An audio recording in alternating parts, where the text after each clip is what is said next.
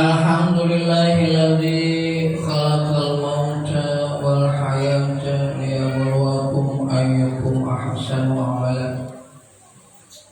Asyhadu an la ilaha illallah wahdahu la syarika lah. Arsala rasulahu bil huda wa dinil haqqi liyudhhirahu 'alad dini kullihi wa kafaa billahi shahida. Wa asyhadu anna sayyidana Muhammadan abduhu wa rasuluh. Arsalahu Allahu basyiran wa nadhiran wa da'iyan ila Allahi bi'idhnihi wa sirajan munira. Allahumma shalli wa sallim wa barik ala sayyidina Muhammadin wa ala alihi wa ashabihi wa man tabi'ahum. Faqad qala Allahu ta'ala fil Qur'anil 'azim. A'udzu billahi minasy syaithanir rajim.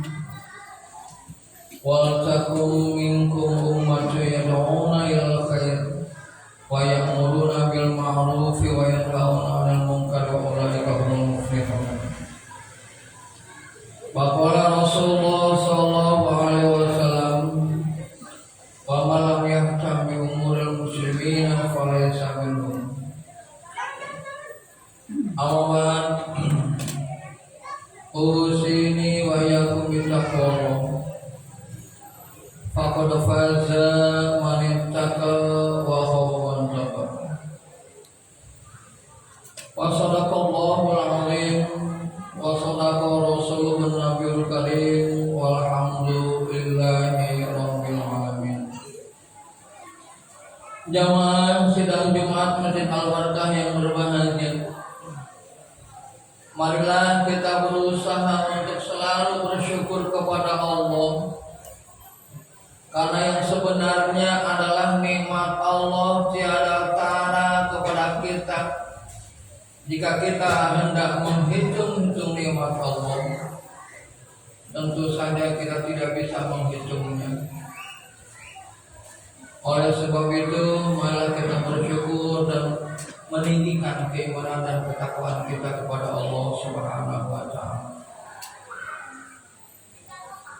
Jamaah yang berbahagia, ayat yang tadi saya sitir dalam surat Al-Imran ayat 104. A'udzu billahi minasyaitonir rajim. Wal takum minkum ummatun yad'una ilal khair wa ya'muruna bil ma'ruf wa yanhauna 'anil munkari wa ulaika humul muflihun. Dan jangan sampai seluruh umat Islam menjadi pembisnis, menjadi ahli politik dan lain sebagainya. Ciptakan juga umat yang akan mengajak kepada kebaikan, yang menyuruh yang ma'ruf serta mencegah dari munkar. Mereka itulah seluruh umat Islam akhirnya kalau mampu seperti ini. Ulaika humul muflihun, mereka adalah orang-orang yang beruntung. Jamaah yang berbahagia, Islam adalah agama solusi, agama damai, agama memberikan alternatif, memberikan jalan keluar, agama yang menciptakan keadilan, kemaslahatan, kemanfaatan. Bahkan kata Rasulullah sallallahu alaihi wasallam,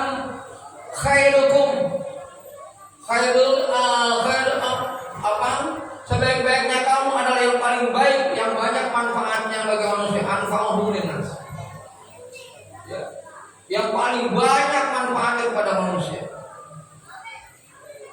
Oleh sebab itu jamaah yang berbahagia, salah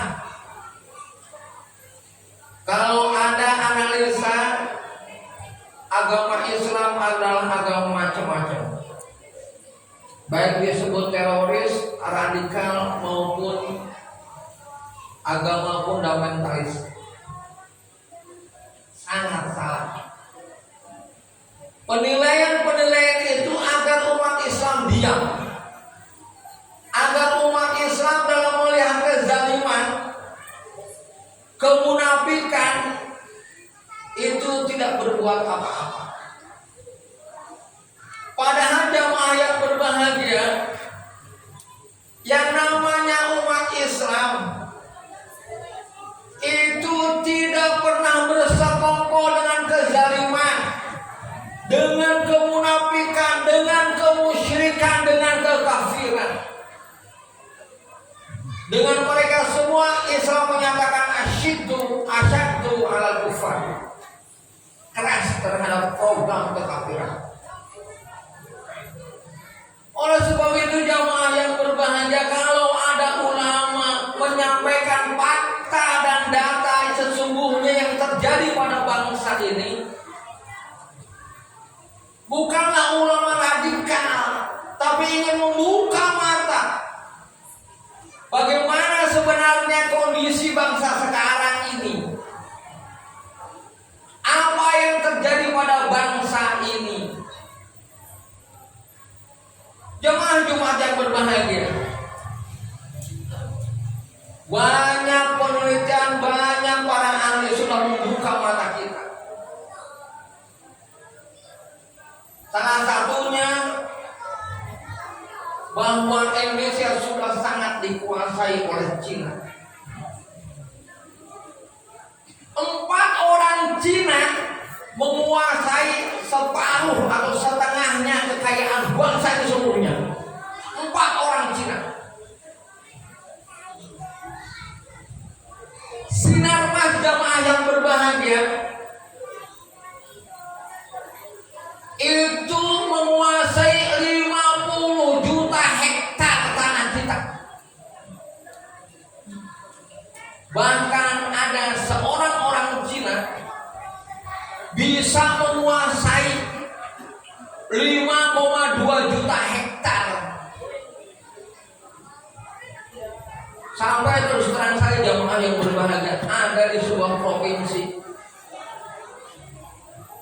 milik pribumi hanya 5%, itu pun kurang.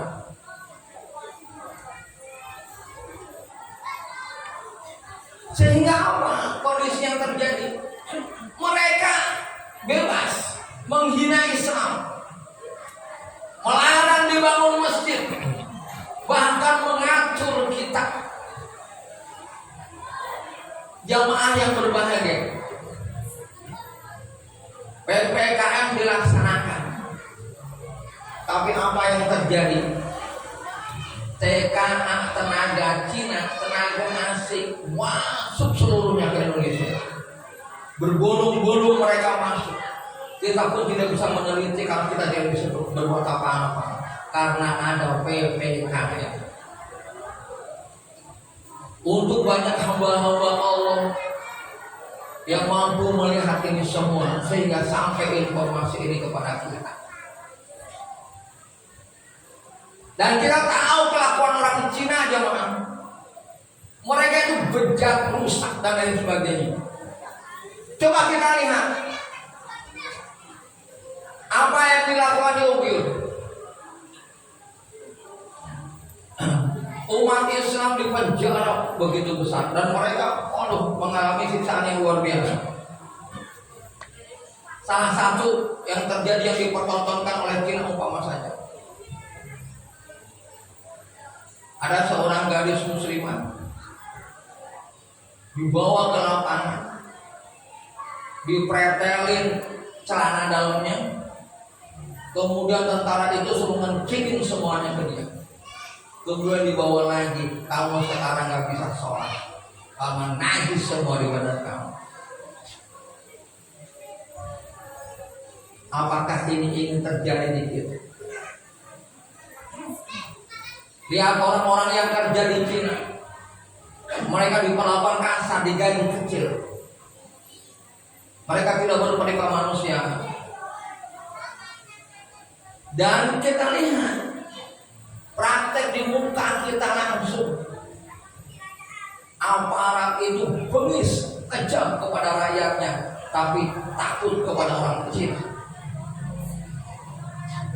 Bahkan mereka menjadi pengawal-pengawal orang kecil.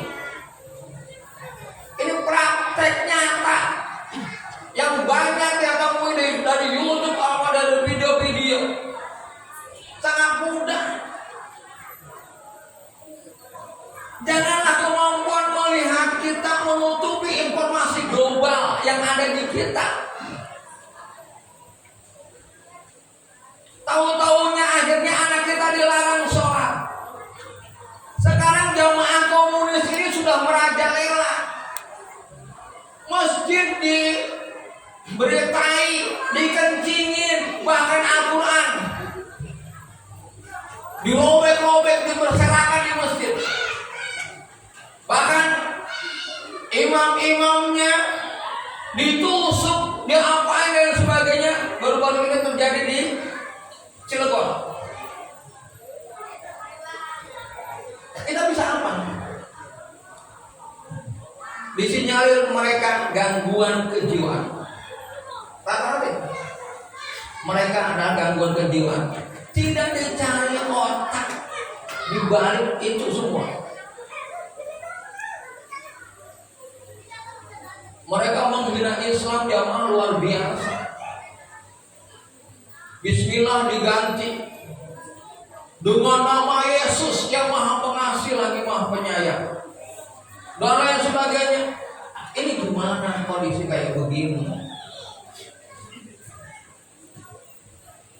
Jadi sekarang ini jamaah yang seperti itu ini adalah tidak lain perbuatan komunis yang memang benci sama agama, memang mengadu domba rakyat. Oleh sebab itu kita selaku umat Islam tidak boleh tinggal diam. Dalam artian harus selalu waspada. Sampai di mana perjuangan? Banyak anak-anak muda yang harus kita dukung. Jamaah yang berbahagia, saya sedikit cerita. Ketika 6 pengawal Habib Rizik yang dibantai, kemudian ada salah seorang yang bertanya kepada ibu salah seorang anak dari anak yang meninggal. Ada wartawan itu, bagaimana perasaan ibu kondisi anak yang seperti itu? Apa jawaban si ibu? Saya masih punya 2 anak lagi. Saya bersyukur ada anak yang berani menjaga ulama dan mati dalam menjaga ulama. Jamaah yang berbahagia harus kita buka mata. Indonesia tidak bisa dilepaskan dari peran ulama, dari kemerdekaan mulai dari zaman penjajah mulai. Bahkan yang memerdekakan negara ini adalah peran besar ulama. Ahmad Dahlan itu seorang habib jamaah. Seorang habib ulama Ahmad Dahlan. Jamaah yang berbahagia. Mari kita tengok.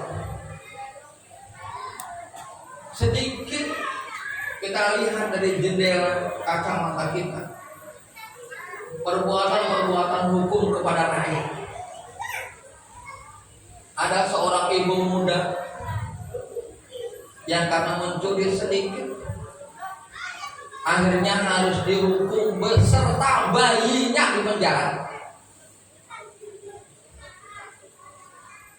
Kemudian di Aceh terjadi seorang ibu memang mencuri susu dan minyak angin untuk anaknya. Dihukum, divonis 7 tahun penjara. Padahal itu untuk anaknya. Sudah sering kita mendengar bagaimana hukuman-hukuman keras. Seorang nenek-nenek ngambil kayu tetap dihukum. Diputuskan dihukum. Kemana moral hukum kita? Tetapi apa yang terjadi bagi koruptor,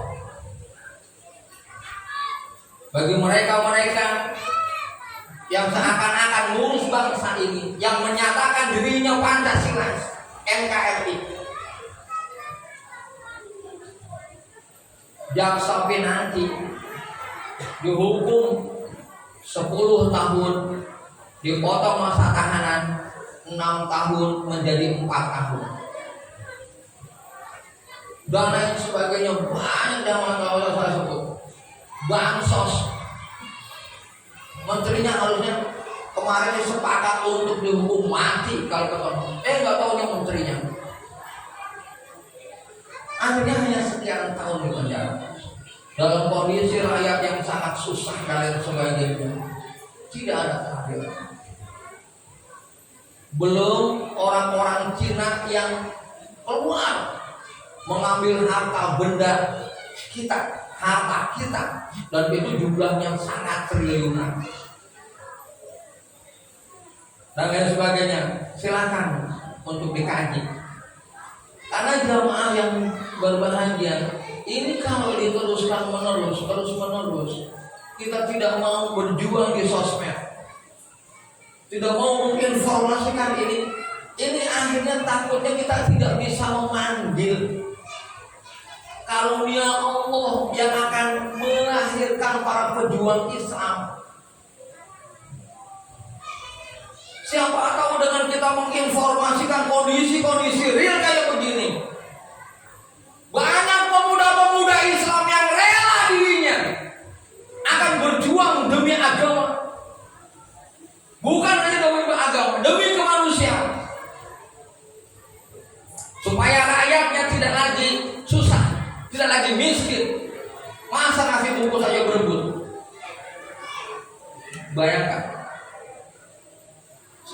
Siapa tahu informasi itu sampai kepada pemuda-pemuda gagah yang di belakangnya malaikat-malaikat Allah, sehingga mereka mampu memenangkan. Jamaah berapa sih jumlah tentara Taliban sebelumnya? Hanya pengajar kecil. Mula Umar itu cuma membangkitkan remaja yang ada di tangan dia untuk melawan kezaliman. Akhirnya berkembang, didukung oleh rakyat. Ini jangan sampai perjuangan agama akhirnya tidak didukung oleh rakyat. Kenapa? Karena rakyatnya membel. Rakyatnya seakan-akan kita melawan. Padahal jamaah yang berbahagia, lihat sejarah. Bagaimana Musa melawan Fir'aun. Apakah Fir'aun bukan presiden saat itu? Apakah Fir'aun bukan pemimpin saat itu? Bagaimana Ibrahim melawan Namrud? Jadi kalau dia sudah tidak sesuai dengan aturan Allah, dia bertindak semena-mena, disebut dengan tagha. Izhab ila fir'auna fa innahu tagha. Pergi kepada Fir'aun karena dia sudah melalui batas. Jadi dengan demikian tagha itu adalah tagha, orang yang bertindak sewenang-wenang. Ini kesewenang-wenangan harus dibatasi oleh kita. Harus banyak informasi-informasi ini sampai ke telinga-telinga setiap umat Islam, sehingga bangkit dalam perjuangannya. Dia ingin mati syahid, tidak takut dengan kematian yang memang dibutuhkan oleh agama dan umat Islam. Oleh sebab itu jamaah, sampaikan informasi penting kepada siapapun. Dapat informasi, sampaikan informasi penting. Sampaikan informasi penting agar Islam kembali membangunkan umat, sehingga umat siap untuk menjadi pagar kesejahteraan rakyat, kesejahteraan umat. Jangan, mudah-mudahan Allah beri hidayah dan taufik kepada kita semuanya. Mudah-mudahan hal ini bisa dianalisis, bisa dikaji, sehingga kita ke depan menyongsong bangsa ini insya Allah menjadi cita-cita kita dari dulu, yaitu Indonesia Darussalam. Mudah-mudahan Indonesia Darussalam terwujud oleh kita ini dicanangkan dari mulai tahun 1936. Barakallahu li wa lakum fil azim wa nafa'ani wa iyyakum bima fihi min ayati wal hakim. Aqulu qawli hadza wa astaghfirullah li wa lakum wa li sa'iril muslimin wal muslimat fastaghfiruhu innahu huwal ghafur